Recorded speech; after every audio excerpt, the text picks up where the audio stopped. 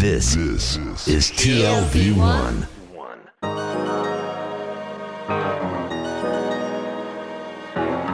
The Tel Aviv Review. Hello and welcome to the Tel Aviv Review, brought to you by the Van Leer Jerusalem Institute, which promotes humanistic, democratic and liberal values in the social discourse in Israel.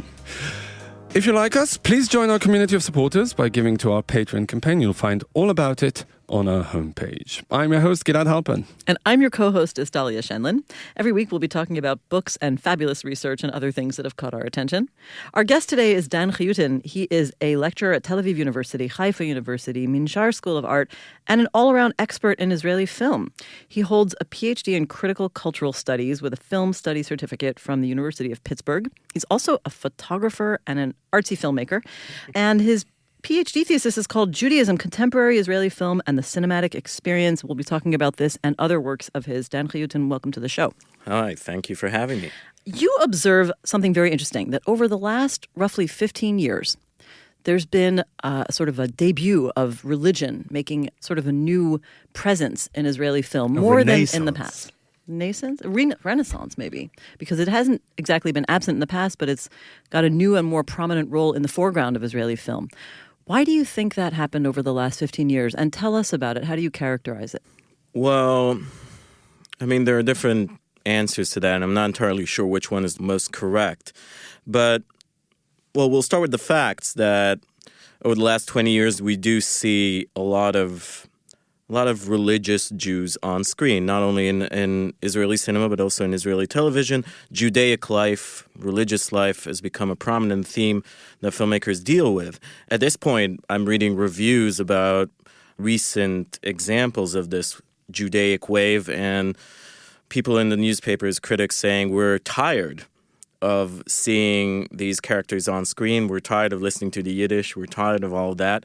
So we're getting to the tipping point of this wave. And what's interesting is that 20 years ago, you couldn't have said that this presence was actually there. I mean, yes, religious life, yes, rituals and so on and so forth were on screen, but in a very minute way, very marginalized. Now, why is that? Why, for the first, say, 50 years of Israeli cinema, do we not see Judaic life on screen, and now in the last 20, we do?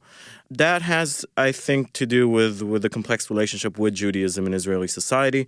I wouldn't say the Israeli ethos, the Israeli Zionist ethos, was secular in the sense of atheist.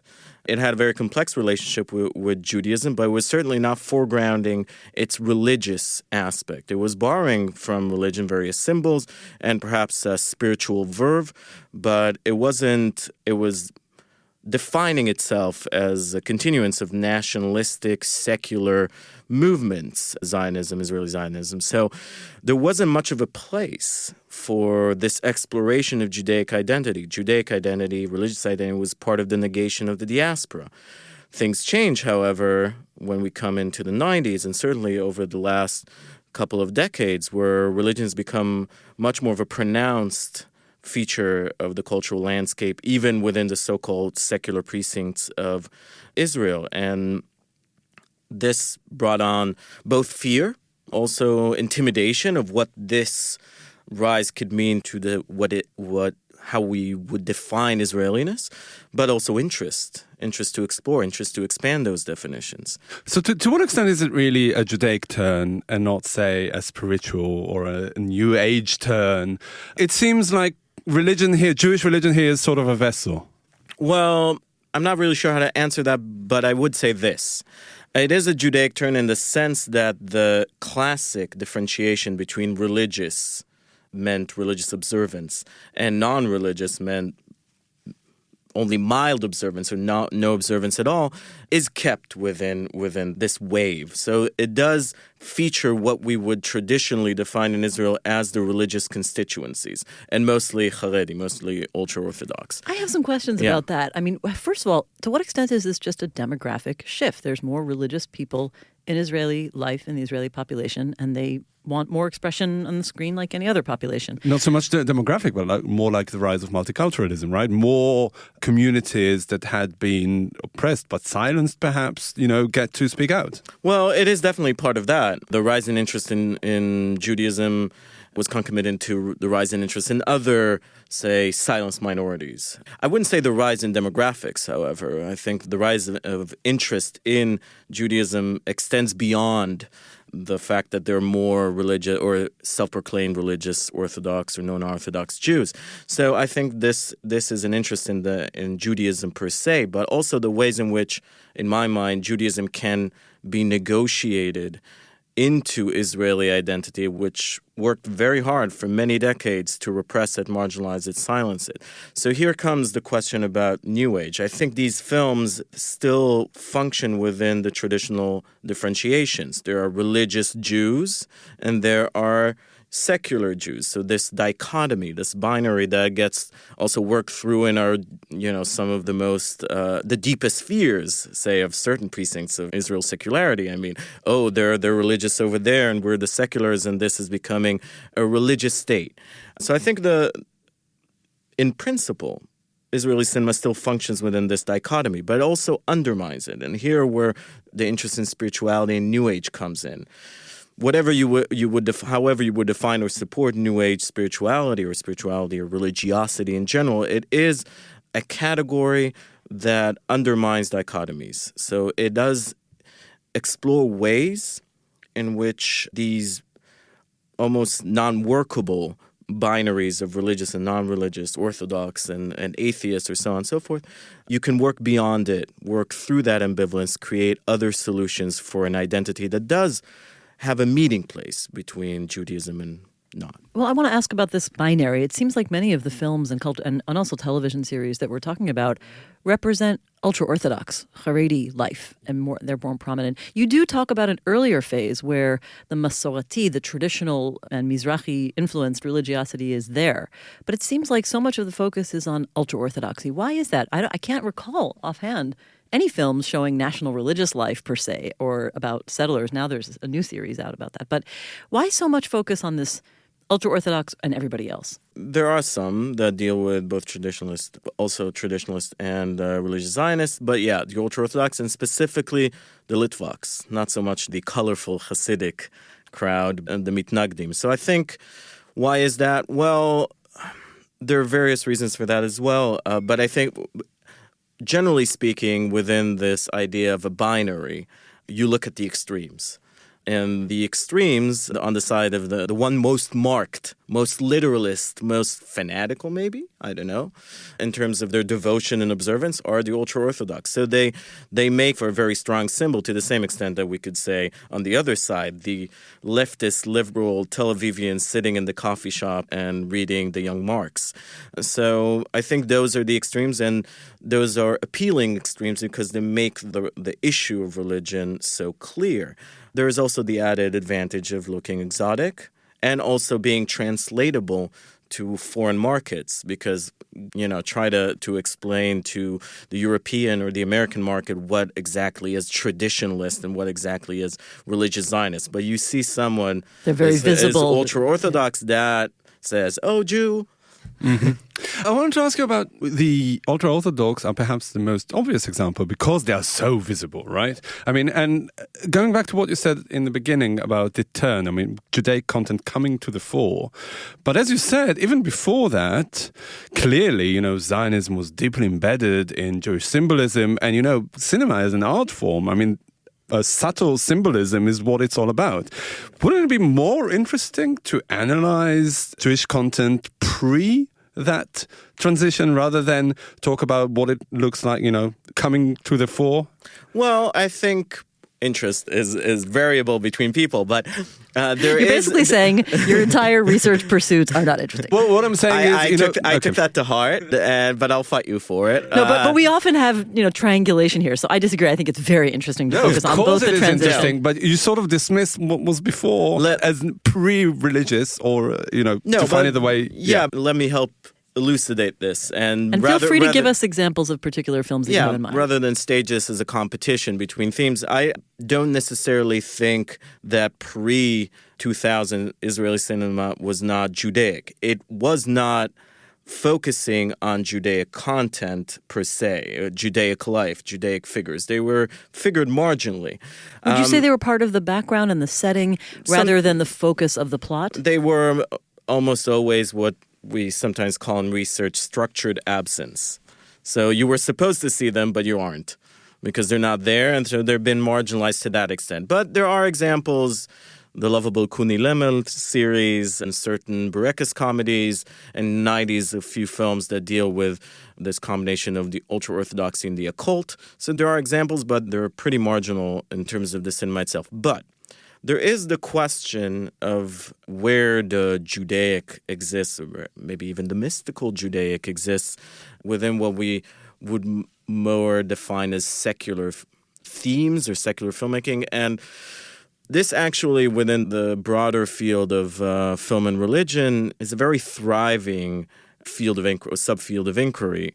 It's a field dominated by Christian scholars, and much of what they do is look at quote-unquote secular films and try to find where mostly Christian ideas, Christian symbols get played out. There are numerous articles about Christ figures in American cinema, European cinema, or Christian-centered cinema.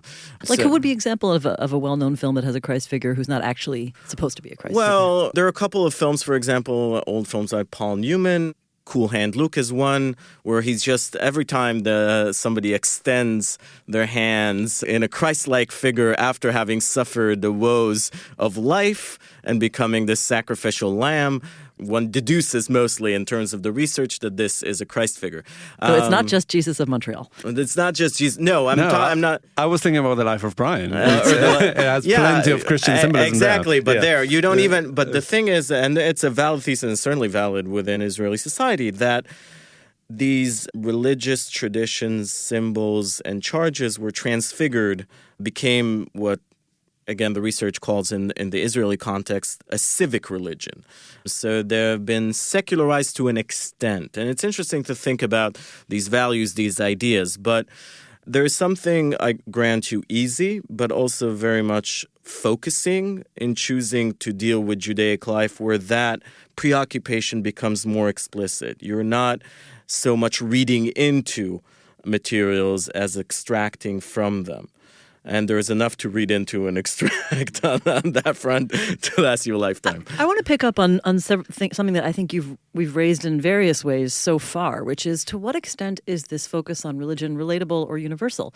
Because, like you're saying, there's a whole subfield developing around Christian themes in film. Yeah. We're looking at Judaism in film, and some of it is very, very particular. But I can just tell you from my own experience, seeing the movie, for example, Ushpizin, which is, a movie that's very much focused on religion as the driving plot of the film.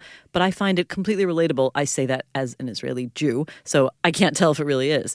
But maybe some others are not. To what extent do you think these are universal themes that come across through the vehicle of portraying Judaism in film? Well, that's a tricky question. It's also a tricky question in terms of the study of Israeli cinema, because Israeli cinema, by far, and this is a gross generalization, but still is a field of study that functions within national cinema paradigms, which means that it first and foremost imagines its audience as Israeli, as literate in the cultural idiosyncrasies of Israel, and as getting the message, getting what's going on in a manner that other audiences wouldn't, audiences outside of Israel. And I think there's much to be said about that, and there's much to be said about the emphasis on how these films function within Israel's national boundaries or cultural boundaries. But that entirely disregards the fact that these movies are not only go abroad outside of Israel, but sometimes are directly directed towards those foreign markets and must be intelligible there. Now, what that intelligibility stands for, what does it mean? It could be that it's just the exoticization, the fact that it looks really special. This is the hallmark of world cinema. We were talking earlier about a film about witches. You didn't need to necessarily understand what that witchcraft was about. It's from Africa. Yeah, I am not a witch. I'm not a witch. But there's something very, having seen it, very enticing about meeting a culture that you don't need to understand because it's interesting just by the fact that it's foreign. But I do think, and this I think is important, that these films, even when working within the realm of religion that may be foreign to a lot of other audiences outside of Israel, does shift it and the symbols and the values towards a more universal realm of intelligibility. And therefore, for the sake of universal appeal, the Jewish content perhaps tends to get watered down. I'm thinking of another example that we also mentioned before we started this conversation, Footnote, that is a film about a father and a son, two Jewish philosophy scholars. I mean, it's all about Judaic reality and Jewish symbolism. It's driven by the Jewish religious plotline. But I think it isn't. It's actually a film about father-son relations. It's a film about generational changes in the approaches to scholarship. It's about rivalry. It's all about those very universal issues and themes that we can all relate to. And the Judaism there is, just in the background. Well, I see it as a plot device. I mean, in other words, I agree with you. Those are the main themes, but the Judaism is there to drive the plot forward so that those themes can be expressed. I think it could have been easily about, legal scholars. I would say that, at least from my perspective, Footnote is more a film about academia, generational relationships, and competition than it is about, I would say, religious faith, which is not to say that it doesn't make a lot of interesting comments about the study of Judaism and how that actually relates to faith, or this giant claim that we study Judaism so much we don't need to believe in it anymore. So do you classify it as a Judaic movie or not? It's a hard one for me. I wouldn't, but I wouldn't necessarily say if somebody said otherwise. It wouldn't. Is that a struggle? I mean, do many films not lend themselves in this way to... Think about Oshpizin, right? I think Oshpizin is similar because it is driven by a plot line that is all around Jewish life,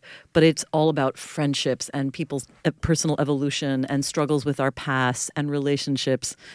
I mean, it's the same idea. Could you say, is that a Jewish film or not? Again, the sort of Jewish becomes such a broad term that it becomes hard for me to use with any explanatory power.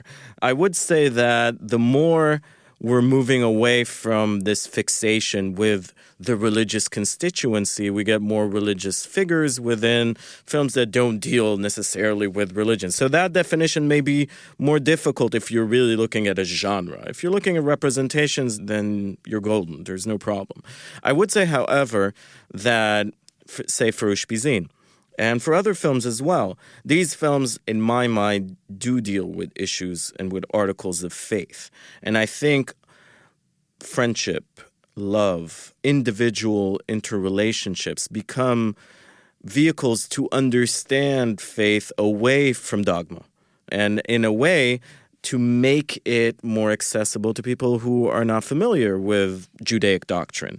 When in Ushpizin, the love for God is the love of the protagonist, is the love for the wife. And it's a miracle. In a sense, it speaks a story of love that we could all understand. But is it interpersonal? I think that film is very much invested in us taking the model of interpersonal love, interpersonal relationships, and transposing that onto a relationship with God and showing that God listens, God responds. It's reciprocal. How does that relate to My Father, My Lord, where there's a big question about reward or punishment for keeping Jewish law that you raise? I think Jewish law for a lot of these films, not all of them, because these films are made by people of different positions, I would say ideological positions and faithful positions. But My Father, My Lord, the David Volach film, which won Tribeca a few years ago. And no spoilers here. No spoilers. Like many other films of this wave have an issue with the halakha, the Jewish law, the set of rules and regulations that in many ways dictate Judaism. Judaism is a religion of practice, perhaps even more than other religions. And So they have an issue with that. The question is that a full-on nullification? Is this a denial of any relevance, any meaning, just setting this religious prop up to destroy it? In my mind, no. In my mind, there's some remnant of faith or a desire or a yearning for faith that attempts to find a way beyond what those limitations at least signify for the filmmakers. So with My Father, My Lord, I think there is faith there. It's just a faith in a God that has not been defined, so we can't really make heads or tails of what that God means to us and what he can do. But there is an implicit critique of the life of pure ritual practice according to the letter of the law. Definitely. Very implicit, I would say. But definitely, and perhaps even explicit I don't want to spoil it, so I won't get into the plot. But as with other, for example, take a very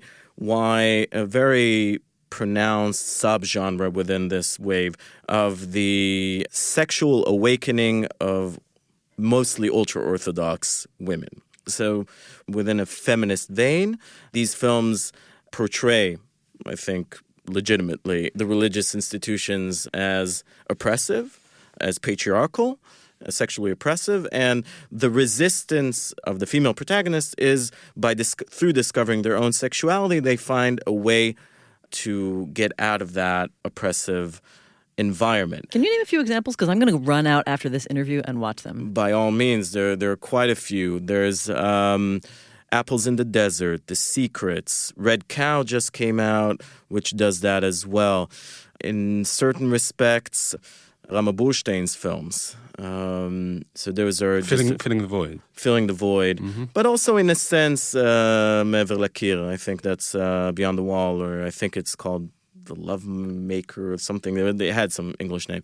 But certainly there's, and Ruth was a short drama. The way that, and there's much to be said about that, the way that that feminist resistance to Judaic patriarchal rule gets played out is through sexual revelation.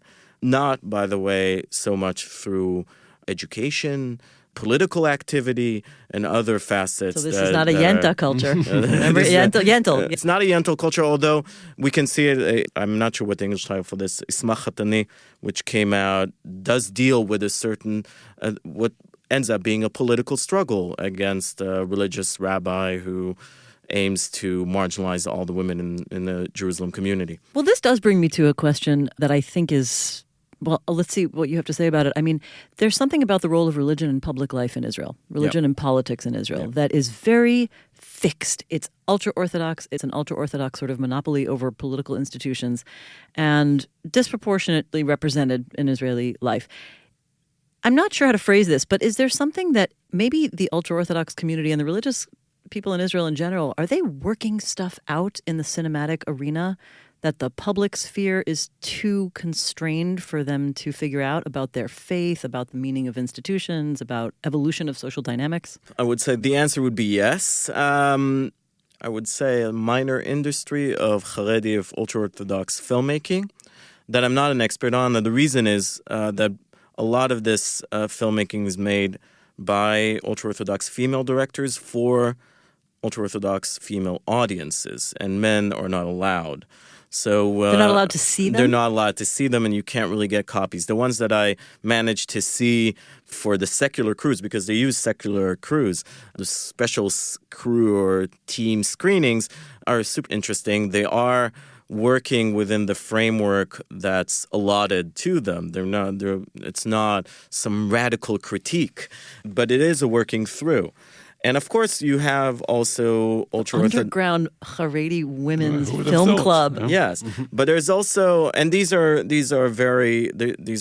big screenings. A lot of people there. It's usually around the holiday time, I would say. But there are also ultra-Orthodox filmmakers like Shuli Rand or Rama Burstein who make films for the general audience and also abroad. And these films that are made within an affirmation of religious life to a large part, and certainly an affirmation of faith, but it gets translated into a language that people who are not necessarily part of that world can relate to, as you were saying, and even people who are not familiar with Judaism away from Israel can relate to and have a little bit of faith. I want to make a small detour, an Yeah. odd one, and hear what you think about Uri Zohar. Uri Zohar. Yeah, because he, in a way, was the figurehead of modern Israeli cinema, and he himself became a Haredi, but he quit showbiz after doing that, and that was in the late 70s or maybe early 80s, Yeah, I don't remember late 70s, exactly, yeah. but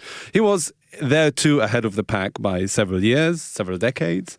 Is his transition perhaps, a premonition of any sort? Is he an embodiment of that turn in any way? I have to pile onto this question a little bit because we have Pile it several on. examples now of films where the filmmaker or the actors Well, Shuli Rand that is there's a one, so. focus on their religious life as well. Of course, Shuli Rand, one of the makers of Ushpizin, Uri Zohar, and of course David Volach, who is a former ultra-orthodox. So, from My Father, My Lord. So is there some sort of a conflation of the people involved in making these films and the films themselves? I mean, are we looking at a sociology of the film community as well as an artistic product? And I'll pile on to that and my ask God, about so- Uri Zohar. So We're many layers. tormenting him. I'm not sure if I forgot the original do you think question. that if Uri Zohar had been 20 years younger, he would have been a Judaic filmmaker today? Wow, I can't speak for Uri, although the film recently came out, Yeah, a documentary a documentary Yeah, about he's him. speaking for about himself. him. He speaks for himself, and he's, as far as I know, not saying anything new about himself. But it's a really interesting film. Let's just say this: I think especially within the Israeli public sphere, but also within academia, we're interested in the identity of the filmmakers. There is this assumption, and I think it's in many ways a valid assumption, that who you are as a filmmaker in terms of what your identity is affects the way that you shapes materials close to that identity. So that's a link that we look for. I would say that is a link that may be pursued too much, because then it reduces the discussion to anti-religious, pro-religious, exoticizing, authentic. And I think there's much to be said about avoiding those binaries, even when not neglecting them entirely. So, and I think, especially in coming back to the first pileup, that Uri Zohar was, again, very central figure in a movement in the 70s of certain Tel Aviv bohemians who found God. I think at that particular point, and why Uri Zohar is so significant for us is not only the centrality of his place within bohemian life, but the fact that he walked away, seemed, and maybe still seems, we'll see how the audiences react to this recent film, as a betrayal by the quote-unquote secular elites. Because it just looked like he was going to the other, and he did, in a sense, went to the other camp and became something that the sort of secular Israel ethos could not handle, could not contain, a desertion. Today, I think we're looking at a different map. Much we see beyond the sort of dichotomy of ultra-orthodox crazies versus bleeding heart Tel Aviv liberals. We have a spectrum of negotiations of Judaism where one can contain or make Judaism a part of one's identity without suffering the consequences of being defined as having deserted. It's not such a big deal. It still is if one goes in deep, but not to the same extent. And I think that's something interesting that, again, when it comes down to the films, the sort of differentiation between religious, non-religious, authentic, exotic, pro-God, anti-God doesn't really cut it. It's not a really workable model. So it sounds like there's a maturation, if we can look at this beyond the binary of for or against, religious or not religious, but understand complexity and cope with complexity. I would go with Gilad and say perhaps the complexity was always there. It's a question of reading into it. But I would say that things now there's more leeway to have these things be worked out in a different complex way on an explicit level or semi. It's interesting, though. I'm just thinking about this idea of betrayal because I'm remembering, as we're talking, that I think around 1998, I saw a public screening of one of Uri Zohar's most famous films, Mitzitzim, And he was there. They brought him out for a municipal event, and he said that he had not seen the film since he became religious, maybe even since it came out. So in a way, it's not only a betrayal of the community, but a betrayal of the film product that reflected that community. Well, we can, and this again may be a misconception on my part or a gross generalization anyway, but there was something of a void that became central to Israeli culture by the fact that at least the main spiritual avenue was marginalized. And Israeli Zionism sought for its own purposes and to fill that void with its own ideas, its own projects. And I think Uri Zohar, I heard him speak a few years ago, and he said, and he described in a manner that maybe is more relatable to the broad audience than even beyond Israel. He said that until that point where he started his journey towards religion, he wanted to make art. And from that point onwards, he wanted to make his life into an artwork. And that, for me, in a sense, speaks about the polishing of a soul, perhaps, but also its cultivation. A cultivation of something, or inserting into one's own person content, spirit, what have you, that was previously absent, that was marginalized, that was forced out. And so hence hence these talks about feeling empty, feeling like everything's vapid, everything is meaningless, and not supporting or supporting that. I have my own opinions about it, but this is not the place. But I would say that there is something about the hubris of Zionism to turn it into itself as a spiritual, political religion that left people with the desire to search.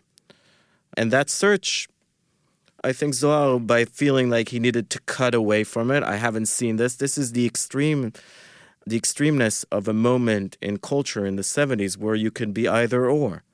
But I don't think we're there anymore. I know we have to end, but I want to completely change the topic for the last question. Yes. Because you don't only think about film, but you also think about the other great relatable topic of art and cinema and every other universal theme, which is war. And it does relate back to this question of authenticity. Who is qualified to speak? How real is the experience? And I want to focus particularly on some of your work about the film Waltz with Bashir, where it's such an interesting representation of war that is different because it's animated, it's weaves in dream and fantasy into a documentary film. And I'm thinking of what is the place of factual truth in representing war as something that is both true and relatable and universal. What was the value of bringing in those fantasy scenes? First, I have to say that Waltz with Bashir, I think, has probably around 30 articles, if not more, which for an Israeli film, that's quite the achievement. I don't think it can be defined as an Israeli film in terms of how much it gets attention outside of Israeli film scholarship. So it was particularly relatable. It was particularly relatable and particularly universal, and hence unbelievably great. And unbelievably great. This is, I agree. No disagreement in the studio. I was moved by it. I think part of what Waltz with Bashir does, and the fantasy and how it works through the fantasy scenes and the animation in general, and how that contributes to the universalizing of its message. I think that allows not only to universalize, but also to touch upon things that can't be recreated faithfully because the raw materials are not there. I think Fullman returns, this is spoiling, but it's 10 years ago, returns to the actual footage of the aftermath in the end because there is something about the fear of moving away from the facts of the case, from the facts of the massacre. The fear that is based on an ethical understanding of you can't really be in the realm of imagination where people die in real life. But what I found in the article that you were talking about, what I found interesting was, in terms of the fact, there's something very specific about this conflict. The facts are very specific. It's a specific conflict within a specific context. And the whole film is about who did what. It was a question about ethical culpability, but also there's investigative journalism investigative journalism. There are journalists interviewed there. And the film, towards the end, makes this journalistic turn where we're now going to deal with the facts, ma'am. So I think what I found interesting is how it, in its own form, attempted to universalize this content, to make it from a film about the Lebanon War to a film about war is terrible. And that is when the article that I'm talking about was about teaching this film to American audiences, to American students. And having their responses be so generalized, I, as an Israeli, was angered. I mean, they were saying war is terrible, and war is awful. And at a certain point, what's interesting is that at the end, when you have that footage, it's not subtitled. So when we hear a Palestinian mother shouting, Folman doesn't want us to know what she is unless she's saying, unless you, of course, know Arabic. And my students said, we don't need to know. We know what she's saying. Clearly, they didn't. And when I told them, they were disappointed. So I think there's something to be said about facts and how they're displayed. And Folman, when I was angered, I thought my audience didn't know the facts. And I know, so I understand this. But then I looked at the film, and the film wants that kind of response. It wants a universalized, generalized response to war. War is terrible. And it is. But what do we lose in the process of giving away, of removing context? And I think that says a lot about how we talk about war and the extent that we make generalized statements and comparisons. But I also think that Israelis, in spite of the idea that Israeli cinema speaks most to its own audience as Israelis, I think Israeli cinema attempts more and more to speak generalized terms that do not require that literacy. All right, there's a lot more that could be said about that, but we'll have to leave it there. Dr. Dan Chyutin, a film scholar, thank you very much for joining us today. Thank you for having me. It was great. And also big thanks to Gizem Ozdemir, our sound engineer, to Itai Shelem, our producer, and to the Van Leer Institute for their generous support. And now we've got a request. Many, or most of you, listen to us on the Apple Podcasts app, and we would like to ask you this. Please consider writing us a review. Just launch the app, select our podcast in the library section, scroll down to ratings and review, and press write a review, and then, of course, write one. You too can support us by going to our website, that's tlv1.fm/Tel Aviv Review, and subscribe onto our Patreon campaign. We've got gifts and perks and other things for you. Check out our archive. It has almost 500 interviews in it. And if you like what we do here, you can also like us on Facebook. Our page is called the Tel Aviv Review Podcast, Ideas from Israel. And, of course, do not forget to follow me and Dalia on Twitter. Join us again next week for another edition of the Tel Aviv Review. And until then, from me and from Dalia, goodbye. Goodbye.